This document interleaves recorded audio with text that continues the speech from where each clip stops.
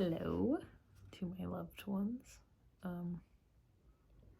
This is All About Love, Chapter 1, Clarity, Give Love Words. And the introductory quote: As a society, we are embarrassed by love. We treat it as if it were an obscenity. We reluctantly admit to it. Even saying the word makes us stumble and blush.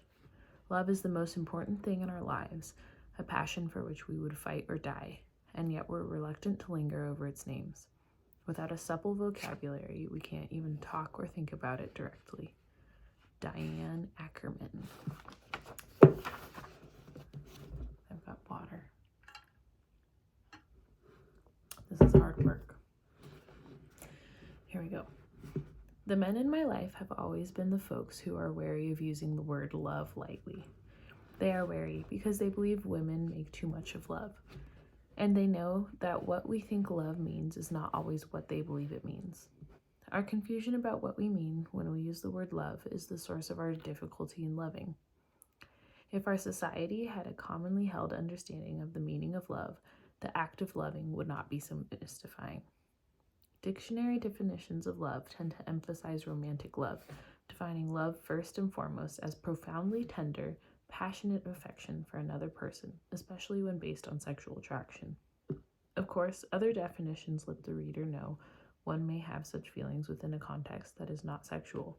However, deep affection does not really adequately describe love's meaning. The vast majority of books on the subject of love work hard to avoid giving clear definitions. In the introduction to Diane Ackerman's A Natural History of Love, she declares, "Love is the great intangible." A few sentences down from this, she suggests, "Everyone admits that love is wonderful and necessary, yet no one can agree on what it is." Coyly, she adds, "We use the word love in such a sloppy way that it can mean almost nothing or absolutely everything. No definition ever appears in her book that would help anyone trying to learn the art of loving." Yet she is not alone in writing of love in ways that cloud our understanding.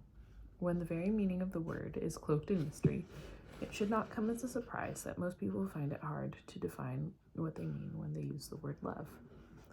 Imagine how much easier it would be for us to learn how to love if we began with a shared definition. The word love is most often defined as a noun, yet all the most astute theorists of love acknowledge that we would all love better if we used it as a verb. I spent years searching for a meaningful definition of the word love and was deeply relieved when I found one in psychiatrist M. Scott Peck's classic self-help book, The Road Less Traveled, first published in 1978. Echoing the work of Erich Fromm, he defines love as the will to extend oneself for the purpose of nurturing one's own or another's spiritual growth. Explaining further, he continues, "Love is as love does. Love is an act of will, namely both an intention and an action. Will also implies choice. We do not have to love, we choose to love. Since the choice must be made to nurture growth, this definition counters the more widely accepted assumption that we love instinctually." Everyone who has witnessed the growth process of a child from the moment of birth on sees clearly that before language is known, before the identity of caretakers is recognized, babies respond to affectionate care. Usually they respond with sounds or looks of pleasure. As they grow older, they respond to affectionate care by giving affection, cooing at the sight of a welcomed caretaker. Affection is only one ingredient of love. To truly love, we must learn to mix various ingredients: care, affection, recognition, respect, commitment, and trust, as well as honest and open communication. Learning faulty definitions of love when we are quite young makes it difficult to be loving as we grow older. We start out committed to the right path but go in the wrong direction. Most of us learn early on to think of love as a feeling. When we feel deeply drawn to someone, we cathect with them. That is, we invest feelings or emotion in them. That process of investment wherein a loved one becomes important to us is called cathexis. In his book, Peck rightly emphasizes that most of us confuse cathecting with loving. We all know how often individuals feeling connected to someone through the process of cathecting insist that they love the other person, even if they are hurting or neglecting them. Since their feeling is that of cathexis, they insist that what they feel is love. When we understand love as the will to nurture our own and another's spiritual growth, it becomes clear that we cannot claim to love if we are hurtful and abusive. Love and abuse cannot coexist. Abuse and neglect are, by definition, the opposites of nurturance and care. Often we hear of a man who beats his children and wife and then goes to the corner bar and passionately proclaims how much he loves them. If you talk to the wife on a good day, she may also insist he loves her, despite his violence. An overwhelming majority of us come from dysfunctional families in which we were taught we were not okay, where we were shamed, verbally and or physically abused, and emotionally neglected, even as we were also taught to believe that we were loved. For most folks, it is just too threatening to embrace a definition that would no longer enable us to see love as present in our families. Too many of us need to cling to a notion of love that either makes abuse acceptable or at least makes it seem that whatever happened was not that bad. Raised in a family in which aggressive shaming and verbal humiliation coexisted with lots of affection and care, I had difficulty embracing the term dysfunctional. Since I felt and still feel attached to my parents and siblings, proud of all the positive dimensions of our family life, I did not want to describe us by using a term that implied our life together had been all negative or bad.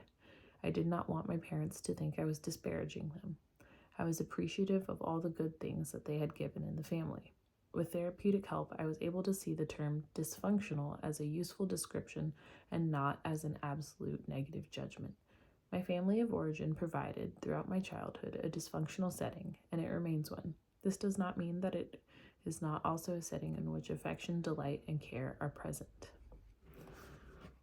On any day in my family of origin, I might have been given caring attention, wherein my being a smart girl was affirmed and encouraged.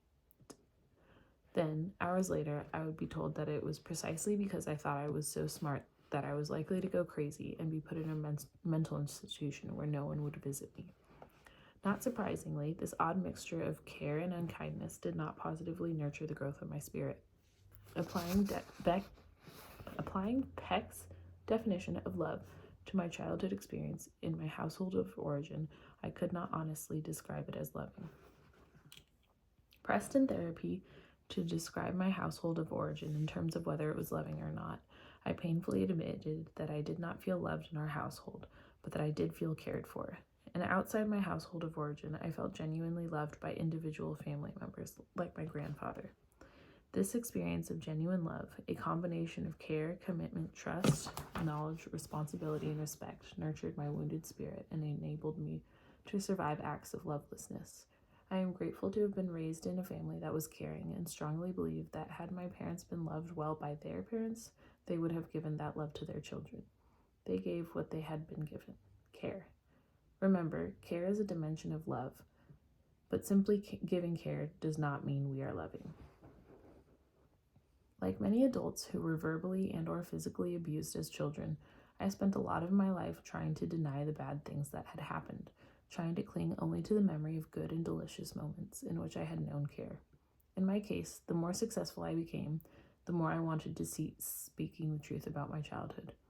Often, critics of self-help literature and recovery programs like to make it seem that far too many of us are eager to embrace the belief that our families of origin were, are, or remain dysfunctional and lacking in love. But I've found that, like most people, whether raised in an excessively violent or abusive home or not, shy away from embracing any negative critique of our experiences. Usually it requires some therapeutic intervention, whether through literature that teaches and enlightens us, or therapy, before many of us can even begin to critically examine childhood experiences and acknowledge the ways in which they have had an impact on our adult behavior. Most of us find it difficult to accept a definition of love that says we are never loved in a context where there is abuse. Most psychologically and or physically abused children have been taught by parenting adults that love can coexist with abuse, and in extreme cases that abuse is an expression of love. This faulty thinking often shapes our adult perceptions of love, so that just as we would cling to the notion that those who hurt us as children loved us, we try to rationalize being hurt by other adults by insisting that they love us. In my case, many of the negative shaming practices I was subjected to in childhood continued in my romantic adult relationships. Initially, I did not want to accept a definition of love that would also compel me to face the possibility that I had not known love in the relationships that were most primary to me. Years of therapy and critical reflection enabled me to accept that there is no stigma attached to acknowledging a lack of love in one's primary relationships. And if one's goal is self-recovery, to be well in one's soul, honestly and realistically confronting lovelessness is part of the healing process. A lack of sustained love does not mean the absence of care, affection, or pleasure. In fact, my long-term romantic relationships, like the bonds in my family, have been so full of care that it would be quite easy to overlook the ongoing emotional dysfunction. In order to change the lovelessness in my primary relationships, I had to first learn anew the meaning of love, and from there, learn how to be loving. Embracing a definition of love that was clear was the first step in the process. Like many who read The Road Less Traveled again and again, I'm grateful to have been given a definition of love that helped me face the places in my life where love was lacking. I was in my mid-20s when I first learned to understand love as the will to extend one's self for the purpose of nurturing one's own or another's spiritual growth. It still took years for me to let go of learned patterns of behavior that negated my capacity to give and receive love. One pattern that made the practice of love especially difficult was my constantly choosing to be with men who were emotionally wounded, who were not that interested in being loving, even though they desired to be loved. I wanted to know love, but I was afraid to surrender and trust another person. I was afraid to be intimate. By choosing men who were not interested in being loving, I was able to practice giving love, but always within an unfulfilling context. Naturally, my need to receive love was not met. I got what I was accustomed to getting, care and affection, usually mingled with a degree of unkindness, neglect, and on some occasions, outright cruelty. At times, I was unkind. It took me a long time to recognize that while I wanted to know love, I was afraid to be truly intimate. Many of us choose relationships of affection and care that will never become loving because they feel safer. The demands are not as intense as loving requires. The risk is not as great. So many of us long for love, but lack the courage to take risks. Even though we are obsessed with the idea of love, the truth is that most of us live relatively decent, somewhat satisfying lives, even if we often feel that love is lacking. In these relationships, we share genuine affection and or care. For most of us, that feels like enough because it is usually a lot more than we received in our families of origin. Undoubtedly, many of us are more comfortable with the notion that love can mean anything to anybody precisely because when we define it with precision and clarity, it brings us face to face with our lacks, with terrible alienation. The truth is, far too many people in our culture do not know what love is, and this not knowing feels like a terrible secret, a lack that we have to cover up. Had I been given a clear definition of love earlier in my life, it would not have taken me so long to become a more loving person. Had I shared with others a common understanding of what it means to love, it would have been easier to create love. It is particularly distressing that so many recent books on love continue to insist that definitions of love are unnecessary and meaningless. Or worse, the authors suggest love should mean something different to men than it does to women, that the sexes should respect and adapt to our inability to communicate, since we do not share the same language. This type of literature is popular because it does not demand a change in fixed ways of thinking about gender roles, culture, or love. Rather than sharing strategies that would help us become more loving, it actually encourages everyone to adapt to circumstances where love is lacking. Women, more so than men, rush out to purchase this literature. We do so because collectively we are concerned about lovelessness.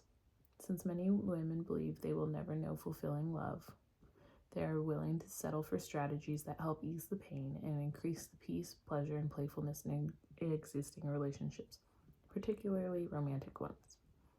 No vehicle in our culture exists for readers to talk back to the writers of this literature. This was written in 2006, I think. We have Twitter now.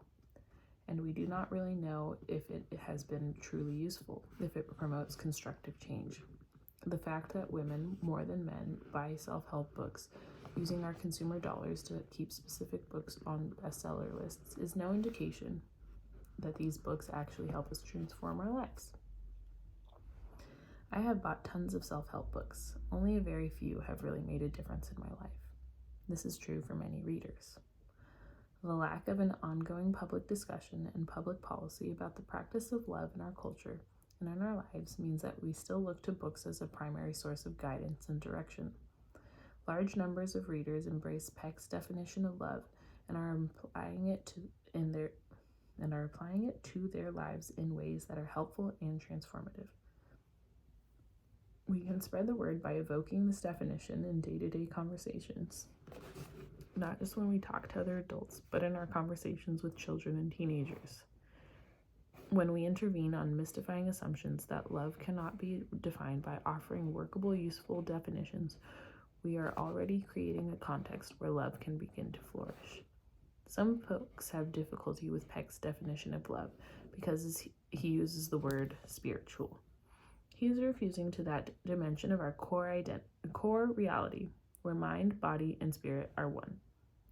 An individual does not need to be a believer in a religion to embrace the idea that there is an animating principle in the self, a life force. Some of us call it a soul, that when nurtured enhances our capacity to be more fully self-actualized and able to engage in communion with the world around us. To begin by always thinking of love as an action rather than a feeling is one way in which anyone using the word in this manner automatically assumes accountability and responsibility. We are often taught we have no control over our feelings, yet most of us accept that we choose our actions, that intention and will inform what we do. We also accept that our actions have consequences. To think of actions shaping feelings is one way we rid ourselves of conventionally accepted assumptions such as that parents love their children, or that one simply falls in love without exercising will or choice, that there are such things as crimes of passion, i.e., he killed her because he loved her so much. If we were constantly remembering that love is as love does, we would not use the word in a manner that devalues and degrades its meaning. When we are loving, we openly and honestly express care, affection, responsibility, respect, commitment, and trust.